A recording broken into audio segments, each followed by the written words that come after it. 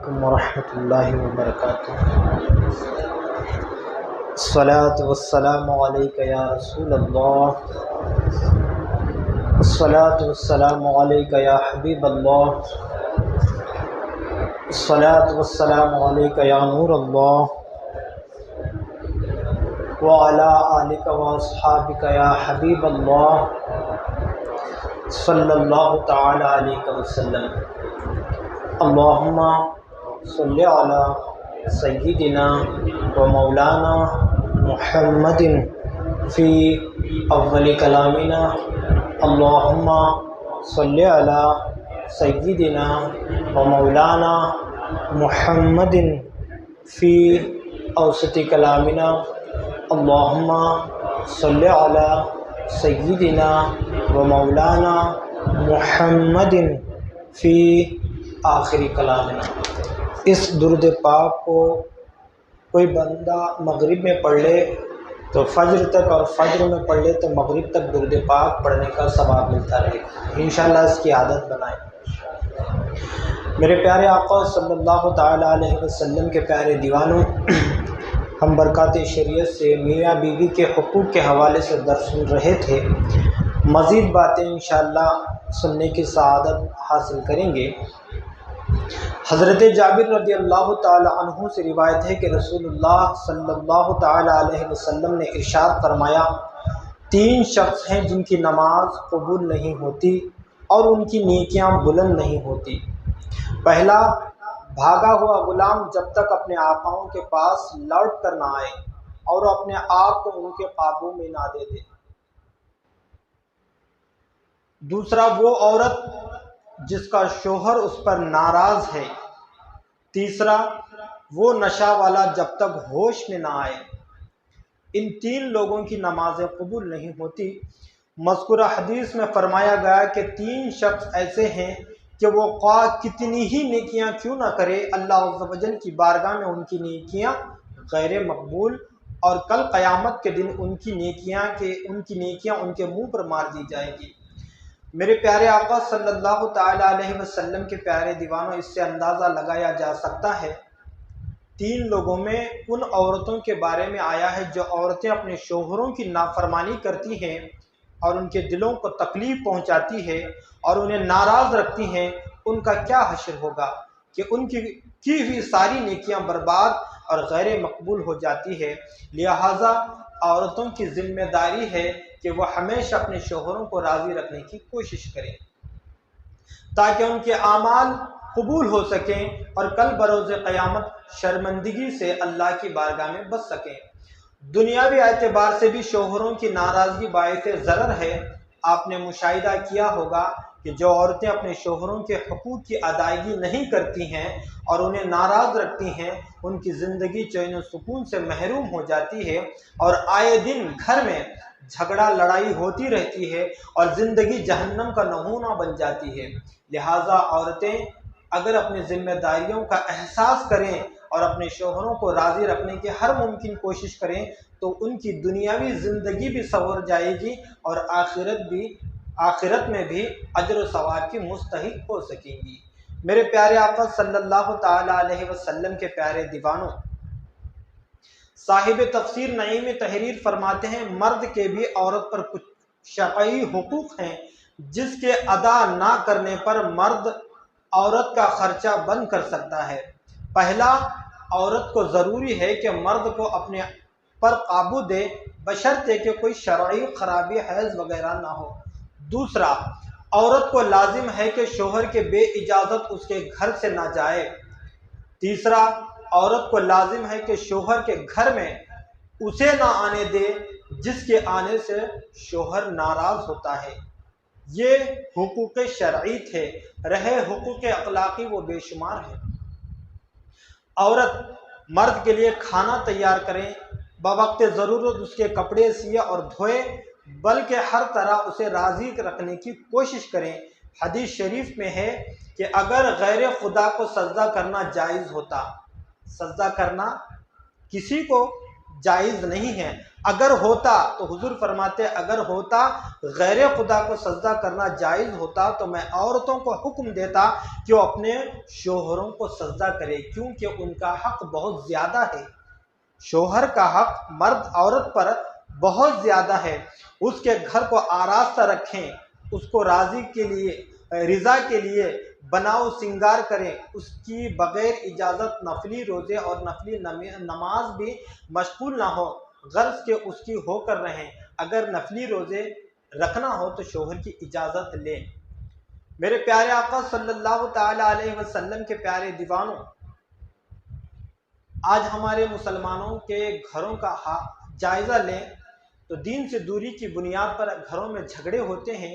ایک ڈاکٹر نے کیا ہی خوب اندازہ لگایا کہ آج مرد پاگل کیوں ہوتے ہیں۔ سڈنی کے ایک مشہور عام نفسیاتی اور نجومی ڈاکٹر لازنش نے کہا کہ دنیا میں پاگل پن کی سب سے بڑی وجہ جھگڑالو بیویاں ہیں۔ کسی نے اس کی حقیقت کی تفصیل چاہیے، ڈاکٹر صاحب یہ بتائیں وہ کیسے؟ ڈاکٹر صاحب نے بتایا کہ 48% پاگل مرد اپنی جھگڑالو بیوی کی وجہ سے پاگل ہوئے ہیں، کیونکہ مرد حساس ہوتے ہیں، نہ وہ جھگڑتے ہیں، نہ لڑتے ہیں، نہ ضد و کوب کرتے ہیں، نہ اپنی بیویوں کو مارتے ہیں۔ ایسے مردوں کی ذہنی اثر جھگڑنے کی وجہ سے ان کے ذہن پر ایک اثر پڑتا ہے، پریشانیوں کی صورت میں ان پر پڑتا ہے۔ پھر انہوں نے ڈاکٹر نے خدشہ ظاہر کیا کہ آئندہ 20 سال کے اندر 40% شوہر اپنی بیویوں کے ہاتھوں پاگل ہو جائیں گے۔ گھروں میں جھگڑے کی وجہ ایک تو تنگ دستی ہوتی ہے، یا ان کی خواہشات کو پورا نہ کرنے کی وجہ سے گھروں میں جھگڑے ہوتے ہیں۔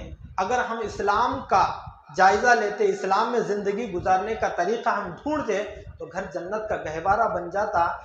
لوگوں کو دیکھ کر یا ٹی وی سیریل اور فلموں کو دیکھ کر اپنی زندگی گزارنے کی کوشش کرتے ہیں، یا دین سے دور رہنے کی وجہ سے انسان کی زندگی بے چین بے سکون نظر آتی ہے۔ اے اسلام کی مقدس شہزادیوں، عورت کی تخلیق شوہر کے تسکین کی خاطر ہوئی ہے۔ حضرت آدم علیہ السلام کو جنت میں وحشت محسوس ہوئی، تنہائی محسوس ہوئی، بے چینی محسوس ہوئی، تو اللہ عز و جل نے ان کی بائیں پسلی سے حضرت حوا کو پیدا فرمایا تاکہ ان کی وحشت ختم ہو جائے، ان کی تنہائی دور ہو جائے، وہ بے چین اور وحشت ختم ہو جائے۔ اس طرح نکاح کا بھی حکم اسی لیے ہے تاکہ مرد سکون کی زندگی گزار سکیں۔ نکاح کا مقصد اس لیے ہے تاکہ مرد سکون کی زندگی گزار سکیں۔ چنانچہ خود اللہ رب العزت نکاح کے مقصد کو واضح فرماتے ہوئے ارشاد فرماتا ہے لِتَسْكُنُوا إِلَيْهَا، تاکہ تم ان عورتوں سے سکون حاصل کر سکو۔ مگر آج کے دور میں عورت طرح طرح کی بیجا فرمائشوں اور مردوں سے چھوٹی چھوٹی باتوں پر الجھنے کی وجہ سے ان کے سکون کو سلب کرنے کا ذریعہ بن جاتی ہے۔ اس کی تخلیق تو اس لیے ہوئی تھی کہ مرد دن بھر تھکا ہارا شام کو جب گھر واپس آئے تو عورت کی مسکراہٹ اس کے دن بھر کی تھکان کو دور کر دے۔ مگر آج حال یہ ہو گیا ہے کہ مرد دن بھر تھکا ہارا جب گھر واپس آتا ہے اور عورت کی فرمائشوں کو پورا کرنے میں ذرا سی بھی کمی رہ جاتی ہے تو وہ اپنے شوہروں پر برس پڑتی ہے، جھگڑتی ہے، لڑتی ہے۔ یاد رکھو، شوہر کی ناراضگی اللہ کی ناراضگی کا سبب بن جاتا ہے، اور شوہر کی خوشنودی، اس کی خوشی جنت کے اعزاز کا باعث ہے۔ لہٰذا ہمیشہ اپنے شوہروں کو راضی رکھنے کی کوشش کرو، اور ان سے تمہارے حقوق کی ادائیگی میں کوئی کمی بھی رہ جاتی ہے تو خدا کے واسطے جھگڑا لڑائی سے گریز کرتی رہو، محبت اور نرمی کے ساتھ ان سے اپنے حقوق طلب کرو، اس لیے کہ شوہر کے دل میں تمہارے لیے محبت کا گوشہ بھی باقی رہے گا اور تمہارے حقوق بھی تمہیں مل جائیں گے اور خدا کی رضا بھی تمہیں حاصل ہوگی۔ اور اگر تم جھگڑا لڑائی پر آمادہ ہو جاؤ گی تو شوہر کا ذہنی سکون بھی ختم ہو جائے گا اور اللہ تعالیٰ کی ناراضگی بھی اپنے ہاتھ آئے گی۔ اللہ اکبر۔ میرے پیارے آقا صلی اللہ تعالی علیہ وسلم کے پیارے دیوانوں، یہ پیغام اس لیے تھا کہ ہم یوٹیوب پر یہ درس ڈالتے ہیں تاکہ ہمارے گھروں کے ماحول میں ان باتوں کو سنایا جائے تاکہ ان کے علم میں اضافہ ہو۔ اگر ابھی مزید جاننا چاہتی ہیں تو برکات شریعت برائے خواتین وہ حاصل کریں اور اسے پڑھنے کی کوشش کریں تاکہ اپنے علم میں اضافہ ہو۔ میرے پیارے آقا صلی اللہ تعالیٰ علیہ وسلم کے پیارے دیوانوں، اے اسلام کی مقدس شہزادیوں، جب تک شادی نہیں ہوتی عورت اپنے ماں باپ کی بیٹی کہلاتی ہے، مگر شادی ہو جانے کے بعد عورت اپنے شوہر کی بیوی بن جاتی ہے اور اب اس کے فرائض، اس کی ذمہ داریاں پہلے سے زیادہ بڑھ جاتی ہے۔ وہ تمام حقوق فرائض جو بالغ ہونے کے بعد عورت پر لازم ہو گئی تھی، اب ان کے علاوہ شوہر کے حقوق کا بھی بہت بڑا بوجھ عورت کے سر پر آ جاتا ہے، جس کا ادا کرنا ہر عورت کے لیے بہت بڑا فریضہ ہے۔ بیویوں پر شوہروں کے حقوق بہت ہیں، مگر ان میں سے درج ذیل چند چیزیں بہت زیادہ قابل لحاظ ہیں۔ عورت بغیر اپنے شوہر کی اجازت کے گھر سے باہر کہیں نہ جائیں، نہ اس کے رشتہ داروں کے گھر، نہ کسی دوسرے کے گھر۔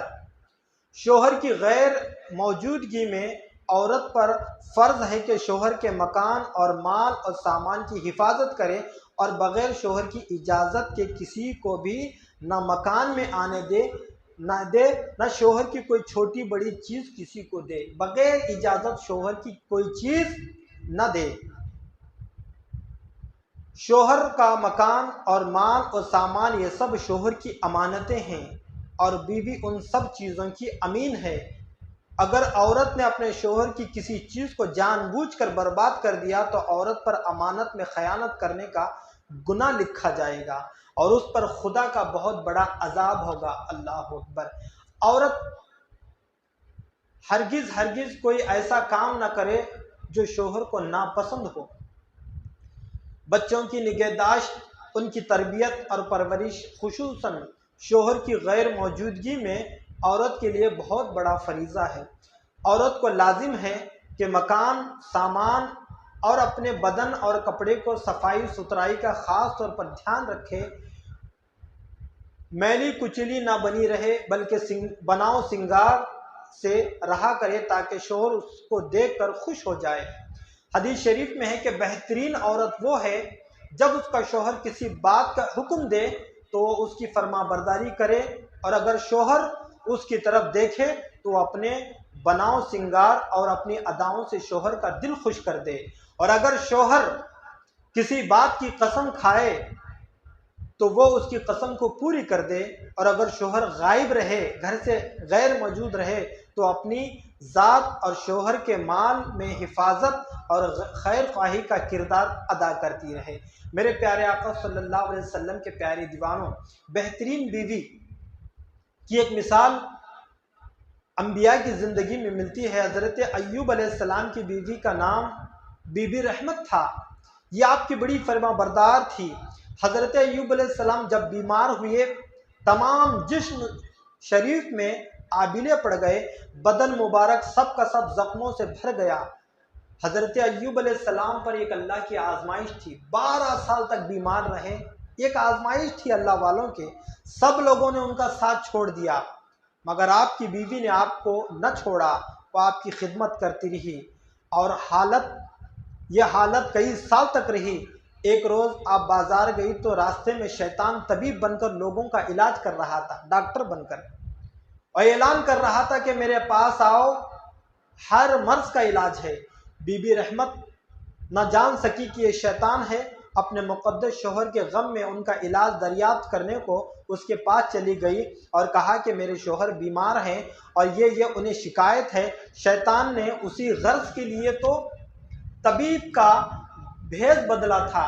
بی بی رحمت سے کہنے لگا میں ان کا علاج کر سکتا ہوں، وہ بالکل اچھے ہو جائیں گے، مگر شرط یہ ہے کہ جب وہ اچھے ہو جائیں تو مجھ سے اتنا کہہ دیں کہ تو نے مجھے شفا دیا۔ تو یہ اس کی فیس تھی، اس نے کہا بس اتنا کہہ دے کہ تو نے مجھے شفا دیا، بشرط یہ کہ جب وہ اچھے ہو جائیں تو مجھ سے اتنا کہہ دیں کہ تو نے مجھے شفا دیا ہے، بس میری فیس صرف یہی ہے اور کچھ نہیں۔ بی بی رحمت خوشی خوشی گھر آئی اور حضرت ایوب علیہ السلام کو سارا قصہ سنا دیا۔ حضرت ایوب علیہ السلام جو نبی تھے جان گئے کہ طبیب کے بھیس میں شیطان ہے۔ آپ غصے میں آ کر اور جلال میں آ کر فرمایا تم اس کے پاس کیوں گئی؟ میں اچھا ہو گیا تو بخدا تمہیں 100 کوڑے ماروں گا۔ تو 12 سال اللہ کے نبی بستر پر رہے۔ وہ اللہ پر کتنا یقین تھا، توکل تھا، فرماتے ہیں اگر میں ٹھیک ہو گیا تو میں 100 کوڑے ماروں گا چابک سے۔ اللہ پر یہ سزا ہے، تم نے شیطان کے پاس جا کر میری شکایت کی اور میری بیماری بتائی۔ حضرت ایوب علیہ السلام جان گئے کہ طبیب شیطان کے بھیس میں، آپ نے قسم کھائی کہ میں 100 کوڑے ماروں گا۔ پھر آپ جب اچھے ہو گئے اللہ کے حکم سے تو جبریل امین حاضر ہوئے اور کہا آپ کی بیوی نے آپ کی بڑی خدمت کی ہے، بڑی فرما بردار ہے، اور آپ نے اسے 100 کوڑے مارنے کی قسم کھا رکھی ہے۔ اب اس کی قسم کو یوں پورا کیجئے، اپنے ہاتھ میں ایک جھاڑو لیجئے جس کی 100 کاڑیاں ہوں، 100 تنکے ہوں، 100 شاخیں ہوں، اسے ایک دفعہ مار دیجئے، آپ کی قسم بھی پوری ہو جائے گی۔ اسی واقعے کو اللہ عز و جل نے قرآن مقدس میں اس طرح بیان فرمایا خذ بیدک فاضرب بہ ولا تحنث، اپنے ہاتھ میں ایک جھاڑو لے کر اس سے مار دیں اور قسم نہ توڑ۔ چنانچہ آپ نے ایسا ہی کیا اور آپ کی قسم پوری ہو گئی۔ اے اسلام کی مقدس شہزادیوں، خداوند کی خدمت، خاوند کی خدمت و اطاعت سے خدا خوش ہوتا ہے۔ عورتوں کو حضرت بی بی رحمت کے کردار سے سبق حاصل کرنا چاہیے اور اپنے شوہر کی خدمت و اطاعت میں کمر بستہ رہنا چاہیے۔ دیکھیے شوہر کی خدمت کا اعزاز تھا کہ حضرت ایوب علیہ السلام نے 100 کوڑے مارنے کی قسم کھا لی تھی، مگر شوہر کی خدمت کی برکت سے اللہ عز و جل نے کس قدر آسان انداز میں حضرت ایوب علیہ السلام کی قسم کو پورا بھی فرما دیا اور ان کی بیوی کو 100 کوڑے کھانے سے بھی بچا لیا۔ جو عورتیں اپنے شوہروں کی خدمت کرنے لگی تو اللہ عز و جل اسی طرح آسانی کے ساتھ انہیں جہنم کے دہکتے ہوئے شعلوں سے بچا لے گا۔ سبحان اللہ، سبحان اللہ۔ میرے پیارے آقا صلی اللہ تعالیٰ علیہ وسلم کے پیارے دیوانوں، یہاں پر یہ درس ختم ہوتا ہے کہ میاں بیوی کے حوالے سے جو کچھ ہم نے سنا ہے، انشاءاللہ آنے والے درس میں صلہ رحمی کے فضیلت کہ لوگوں کے ساتھ، رشتہ داروں کے ساتھ، پڑوسیوں کے ساتھ صلہ رحمی کرنے کا اللہ تعالیٰ کیا اجر عطا فرماتا ہے، انشاءاللہ سننے کی سعادت حاصل کریں گے۔ جو کچھ بھی سنا ہے اللہ تعالیٰ ہم سب کو اس پیغام کو خود بھی عمل کریں اور دوسروں تک پہنچانے کی نیک توفیق عطا فرمائے۔ کہنے سننے میں مجھ سے کوئی غلطی لفظ رہی گئی تو اللہ اپنے پیارے رسول صلی اللہ علیہ وسلم کے صدقے میں معاف فرمائے۔ استغفر اللہ ربی من کل ذنب واتوب الیہ۔ السلام علیکم ورحمۃ اللہ وبرکاتہ۔